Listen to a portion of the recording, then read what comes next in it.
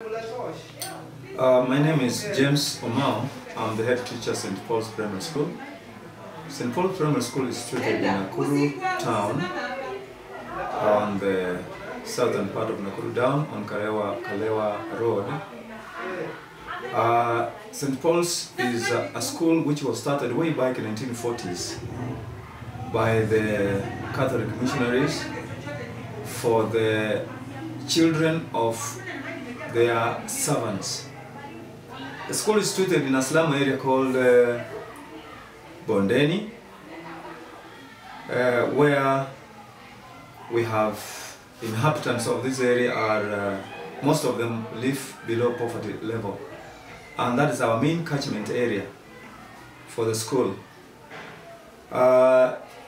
This school has gone through very many challenges. It's a school which used to be doing very well, but in between it's kind of dropped because of the poverty level, because of the low income with the parents. This school is categorized as a two-stream school, and currently it is a single stream school, and because of that reason the school has dropped. The staff is enough, but because of that kind of dropouts which have resulted, which came about because of the poverty in this area, most children drop out to go and assist their parents to look for a little money to sustain the family. And the main problem here is that children have resulted into scrap metal vending. Scrap metal vending, which is now the main business children can do. Actually, they go around the town, collect metals, and go and sell the scrap metal dealers. And because of that, most children have dropped out to go and assist their parents so that they can have something to, at least something for the family.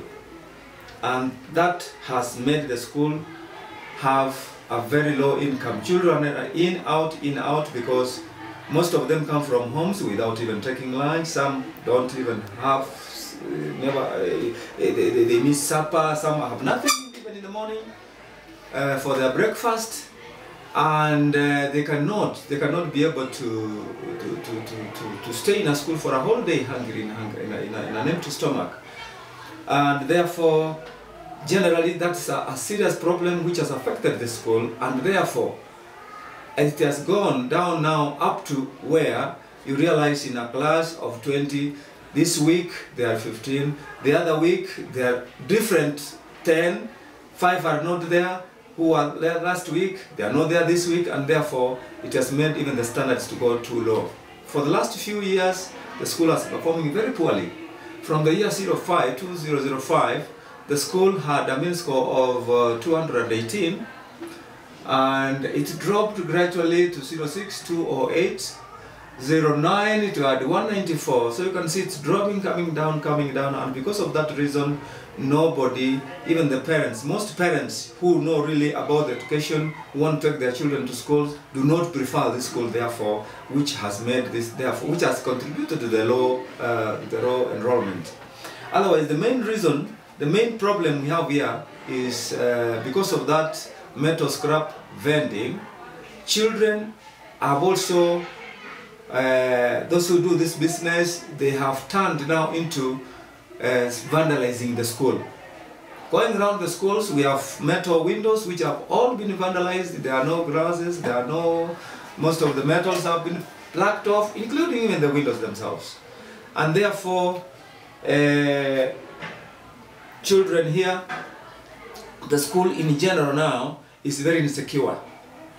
It has a live fence, most of which have very many, gaps, spaces through which they sneak in the school and sneak out the school after stealing. In fact, sometimes in the year 2010, the school managed to improve on a mini score. And because of that good improvement, the stakeholders rewarded the school with some electronics like a TV, a video, a DVD, and a wall clock for the school. But all those have now already been stolen from the office. Because, and by the way, these children, the same children who see them in the school are the ones who make plans, they break into the office, and they disappear with those such electronics and such things which they can go and sell and get something to eat. Otherwise, our main two reasons we have in this school, one is insecurity. Insecurity. If the school could have a perimeter wall and it could be enclosed properly, the issue of insecurity will be out of question. And therefore everything in the school will be safe. And therefore we shall be able even to control the children in the school. Sneaking will not be there, discipline will improve. Number two serious problem here is that the school has no water as we are talking now.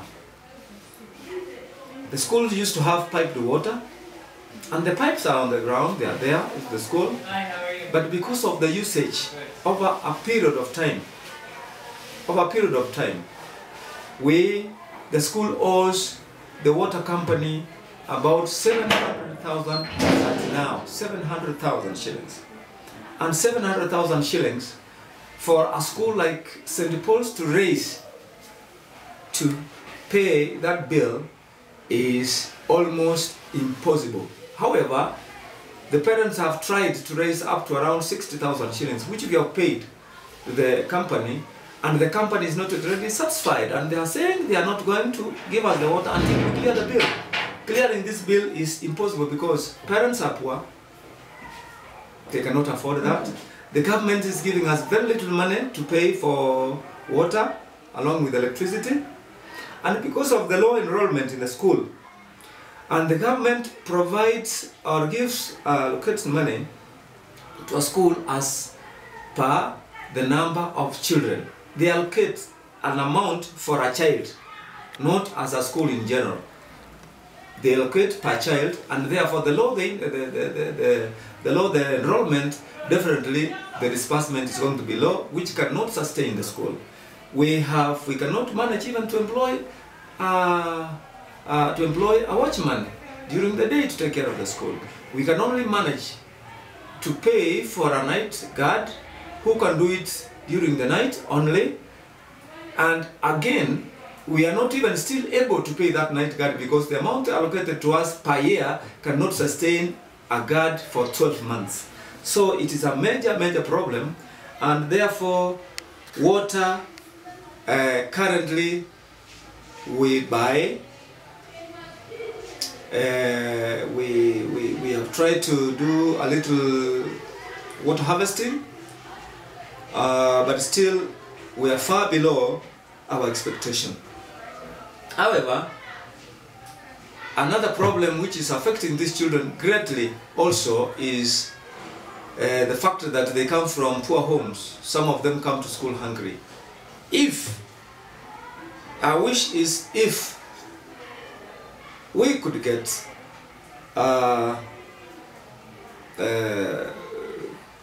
volunteers, NGOs, anybody who can come in and assist us, pay for water, have the school secured by possibly a perimeter wall, and have a kitchen, maybe where we can introduce feeding program, because we have a small shamba which we can grow a little vegetables to sustain the program. If we can have a kitchen, I want to believe we are going to sustain more children here, and we are going to have the academic standards come up, and therefore at the end of the day the school will go to the standard where it is expected, and possibly Now the classrooms, we have about 6 classrooms which are empty. Imagine with that kind of low enrollment, we have 6 classrooms, in fact 6 classrooms without even a desk, which we expect children to occupy and continue learning. The only problem we don't have a problem of starving. We have enough teachers, very well qualified, but the problem is on the side of those 3 issues I've raised: insecurity, the water, and possibly the poverty, which results to children coming to school, and truancy and absenteeism and frequent sneaking. In fact, the school will grow and it will be like any other school.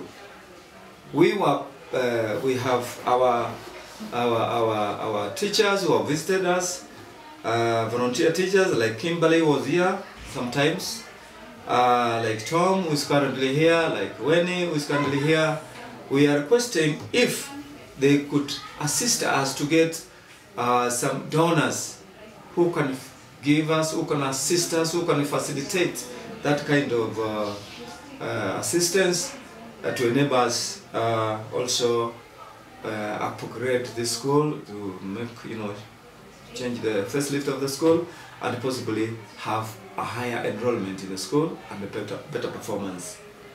Otherwise, St. Paul's is a very accessible school, just on the road, just in town, but the difference is that our catchment area is not like those others, and our parents, therefore, because they are not able, therefore they are not able to, they are not cooperative. Even if they had to cooperate and they have no money, they have nothing, it is impossible for the teachers alone to sustain the school. Otherwise, the government is doing the best they can, given that they are giving us free primary education money, funds, which we are trying to use to cover most of these areas. Thank you so much, and we pray that God will guide us way. Bye-bye.